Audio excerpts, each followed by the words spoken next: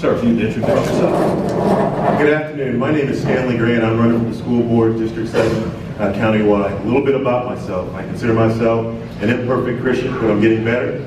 I have fathered and parented 2 adult children, one of which served in the Marine Corps after graduating from the Naval Academy. My daughter is working on her doctorate program. I'm a veteran. I served in the Marine Corps until I got hurt. I've been a member of corporate America for 7 to 12 years. I was the director, vice president level, and I've been a business owner. Probably the thing that I'm most proud of is that I've been a mentor for the last 30 years. And with my mentoring, I've decided that we definitely have a problem with our education. I have kids that I've mentored who are on the way today from jail to working in the White House. And I really do believe that the real issue is education. And I believe that somehow, in some way, we have taught many of our kids to lose hope. That's the reason why I'm running for the school board. Thank you for your attention. I'm Joseph Catano. I live in Grand Hampton in the city of Tampa. I came to Florida in 1986, leaving Massachusetts. In 1978, I went to hairdressing school. I wanted to change my life. I was a police officer in New York for 4 years. I got off because of the politics. I opened a beauty salon in Tampa Palms. I ended up with 40 people, 2 locations. One of them I sold in 07 when I got elected to the Tampa City Council. Like I said, I had 40 people, $2.5 million.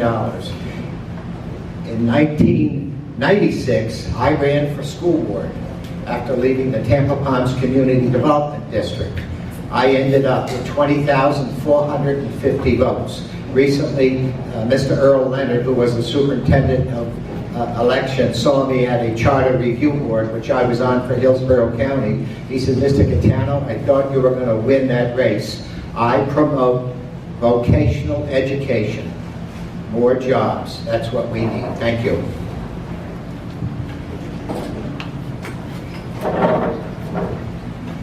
Okay, my name is Lynn Gray, and I have been an educator in Hillsborough County alone for 26 years. I have taught every grade from 5th to 12th and vocational education as well. I am coming to this school board as an educator, although I do own my own business. I am coming to this school board as someone who totally believes that we need an educator to represent your children.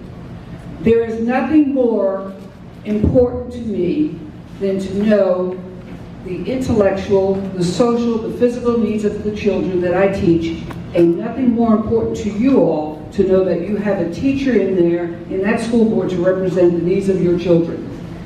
As a business owner for more than 15 years, I do know how to handle the books. I do my accounting, I know how to allocate money, and I do know how to make the expenditures based on data. And that's a very important subject. Thank you.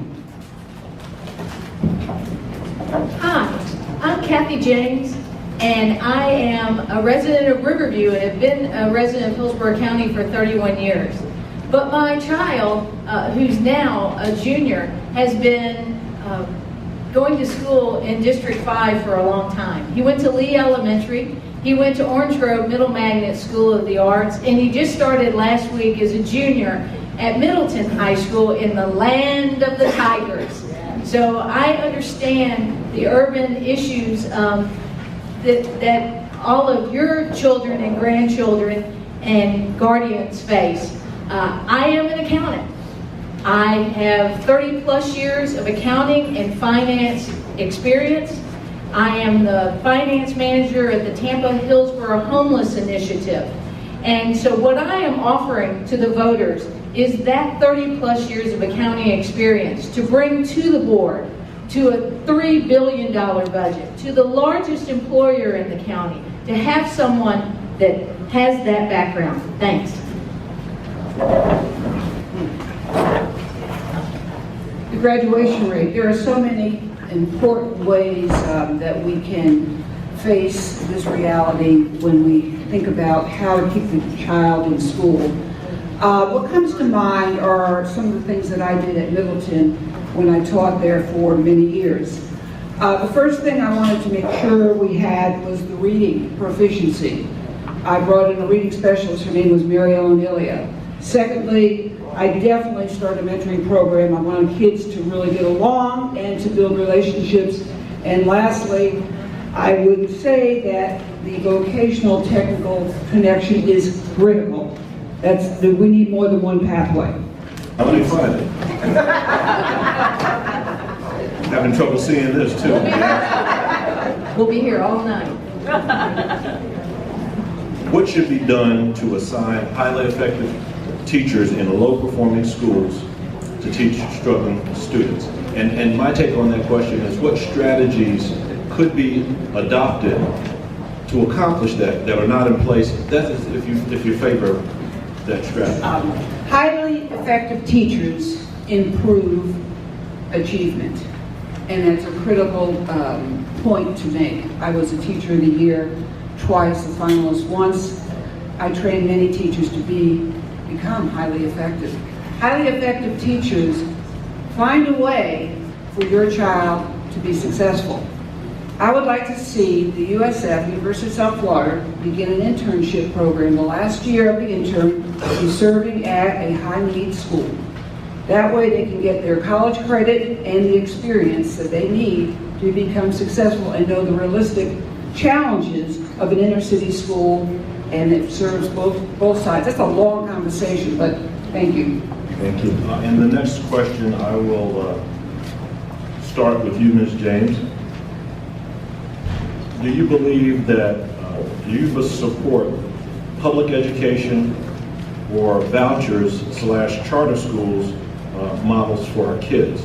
And I would add on to that question, if you believe that there is a mix of those types of schools that is appropriate for our community, do you think that have we achieved that mix? And if not, what's your view about the mix that would be appropriate? In the 1970s, we had what is called urban flight. Folks left the city and went out to the suburbs, and they wanted to get away from the African American or the minority groups. And this is the same analogy that we have with charter schools.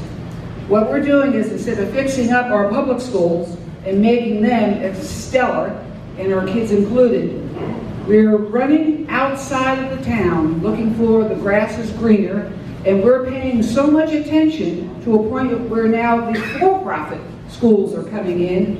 And by the way, there's going to be some disharmony when there's too many specialized schools, one right next to the other.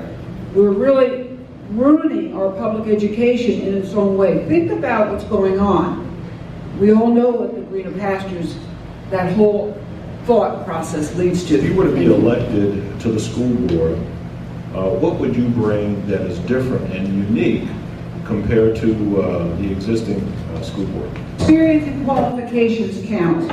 A school board member should know the intellectual, social, and physical development of your children. Without a doubt. I'm not talking 2 or 3 years. I am an educator for more than 30 years. I actually taught in Pasco County. But what I'm saying is, there is nothing more important when we establish policies than to really know what demographic we're dealing with.